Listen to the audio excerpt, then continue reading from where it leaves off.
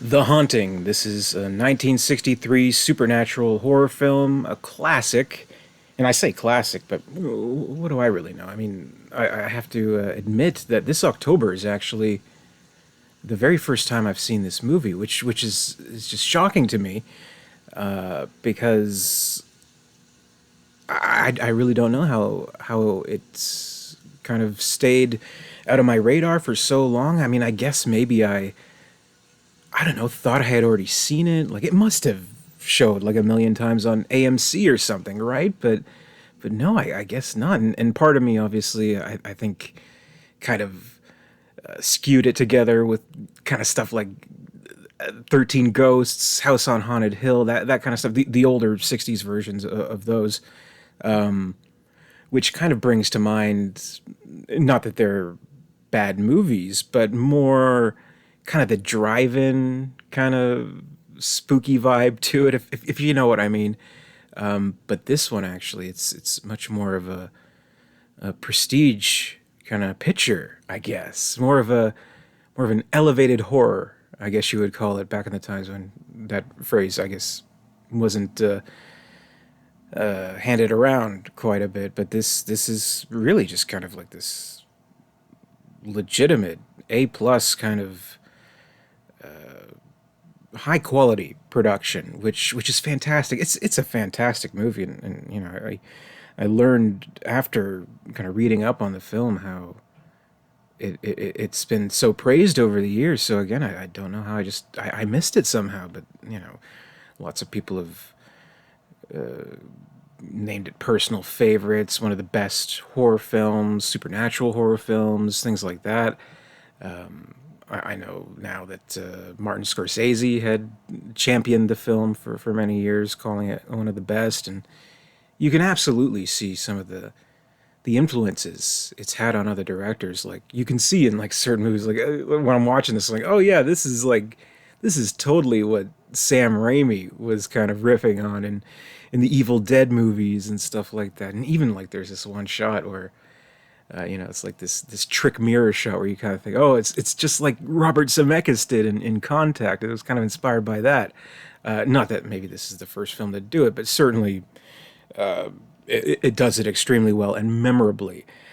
So that's all great. It's great to kind of unwrap this little gift in October. So I'm very happy to finally seen it, and kind of what I like best about it is that it does take the subject matter seriously. It is based on Shirley Jackson's novel, The Haunting of Hill House, which has been adapted a few times now. I had seen the 1999 Haunting film from Jan de Bont, but I also learned that that's technically not a remake, just another readaptation of the novel, not for creative intentions, but for legal ones, apparently, but maybe more on that later. What this really sets out to do is determine if the supernatural, if the otherworldly, if something beyond our own scientific comprehension can exist. And it does it so earnestly, and it's played out in a very legitimate, dramatic kind of way, where we have basically these four key characters. We have the doctor, Dr. Markway, played by Richard Johnson, who's headlining this whole thing, arranging this whole thing to have these folks with psychic abilities, with pasts, and encountering poltergeist, perhaps, stay in this house, stay the night in the Hill House, and see what they can find. Basically, see what they can tune into in the supernatural. So we have these characters. We have Eleanor, played by Julie Harris, who's excellent. She's kind of sort of the main character, I guess you could argue. A lot of the attention is brought to her, and kind of how, while we learn a little bit of the history of Hill House and kind of how it was first created, and how it kind of came into possession of the caretaker of the house's owner, and how she, you know, mysteriously died, and all that, how it kind of reflects Eleanor's own personal life, where she herself was kind of this caretaker with her mother, and Is there something to blame her for there with her death? Is there negligence? Is there foul play? We kind of play around with that. So we get a lot from her internal monologue, actually, and her struggles with that, which is all just great. And we have the other character, the lovable bitch character, Theodora Claire Bloom, who's great and kind of pretty ballsy at the time to have this character at least kind of like hinted at it at being this lesbian character, where apparently they wanted to tone it down as much as possible, but the hints are still there. And the man who also with some psychic abilities apparently, who's come into possession of the house himself. He's the somewhat owner of the house. He has the estate, and that's Luke Sanderson, played by Russ Tamblyn.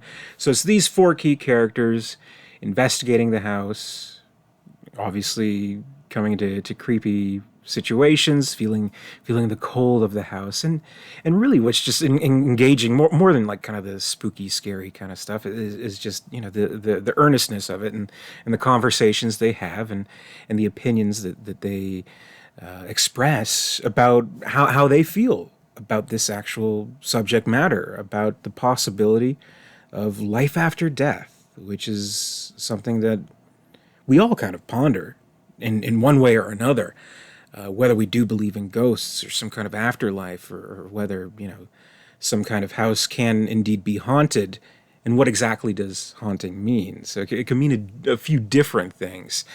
So they explore that quite well, and that's just wonderful. The acting is absolutely top notch. It's not played for cheap scares, cheap thrills. It's serious. This movie, really wants to engage us, the audience, with these kind of questions, right? So I thought that was all great, and obviously the whole aesthetic of the film is just brilliant. This is kind of a time, 1963, or early 60s. I mean, it wouldn't be too unusual that movies were still being photographed in black and white. In some cases for budgetary reasons, in some cases for artistic reasons, and maybe this was both, so maybe they could have a higher budget for the set decoration, which is also just exquisite, in not photographing in color. But I mean, you look at this movie and you think, wow, this looks great. There's no way this could look better in color. There's no way this could feel more immersive in color. So this is just a prime example for movies in black and white having a better visual style than something in color could achieve. So this one you absolutely have to point at with some of the best of them. Any other black and white film you can think of, Citizen Kane, or whatever. But the black and white makes it absolutely work. And also what I like, and it's something you explore with these types of movies, with specifically, I would say, the supernatural type of horror movies. Even just if you've been following the reviews that I've been doing this month, and talk about something like, say, Saint Maud, where it's kind of like, is there something supernatural going on? Is there something inside the character's head, a mental illness of some kind, that's really the cause for what we're kind of experiencing through our point of view and through their point of view. And I would say this is also a prime example of one of those types of movies, where it does it so well. Again, doesn't do it in a cheap way. This is really what I kind of appreciate, reflecting on it now, just having seen it for the first time. It takes it all very seriously, and we can kind of gauge ourselves as the audience through all that, especially with the added benefit of having Eleanor's internal monologue play out. We kind of wonder, is she just over the edge? Is there something wrong with her that's causing her to believe that she somehow belongs in this house, or is it the power of the house that's calling her to it, I should say? So that's fascinating, and yeah, you can absolutely come out of it one way or another. Where I think it's you can make a fair assessment either way, though. Maybe we could lean a little teeny tiny bit towards the supernatural, just from the source material at least. But I love that it kind of plays with that and those ideas.